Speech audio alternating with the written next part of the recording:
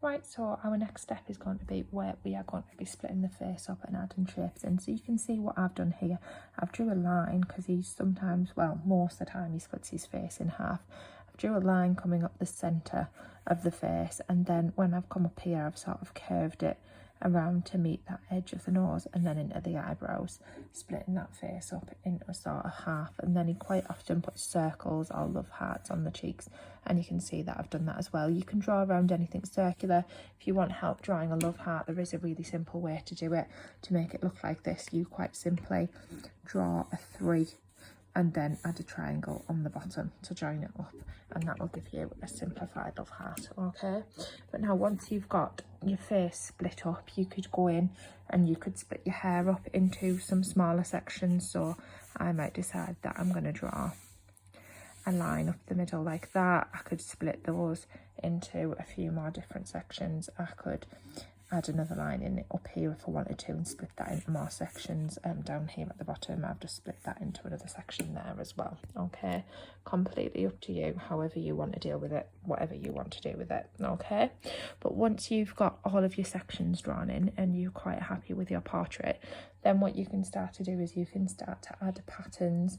So on the PowerPoint slides, on the Google slides, you've got lots of different examples of Romero Britto patterns on there. Okay, and you can use those wherever you feel. So for example, for this first one here, I might use his random spotty type pattern to fit in that section of hair there. And then the next part, I might actually go in this time and create stripes in that one. And then the section at the back of the hair, he does these sort of little dashed patterns that have lines coming off at different angles, and then he has like a little C shape in between.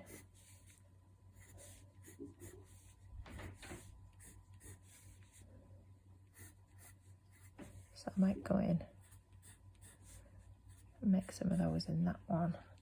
And you can repeat patterns as well, but you can do different things with them. So for example, down here in this bottom section of hair, if I wanted to use those spots again, this time, rather than leaving the spots empty, I could indicate that I'm going to colour those ones in.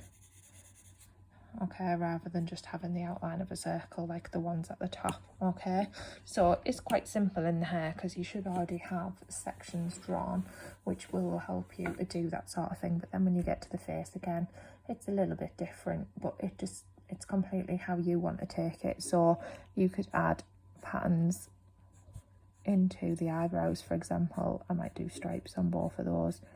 You could colour these in, just full colour sections, or he's got these little symbols that he sometimes creates that looks like this. So I might go and add patterns into any of those sections as well. Sometimes he does add like a little pattern into the lips, so I could go and decide like I'm going to do like a swirly pattern for that. Because this is, you might have guessed by now, this is one of the Kardashians. I believe it's Chloe. I'm not too sure on my Kardashians because she's just got like a little strappy top on. There's no collar of clothes that I can put there, but I might quite want to include like a flowery design that Romero Britto does, because I think those are quite nice. So I might decide that I want to include some sort of flowery pattern down here in the neck area, just so that's not just going to be another big block of colour, so I can do something different to it. Okay, so you can completely make it your own as well, because it is your design, it is your image. You just add the patterns how you want them to look. Okay, so I'm just going to go on and I'm going to finish mine now because I'm quite enjoying this and I think it's loads of fun.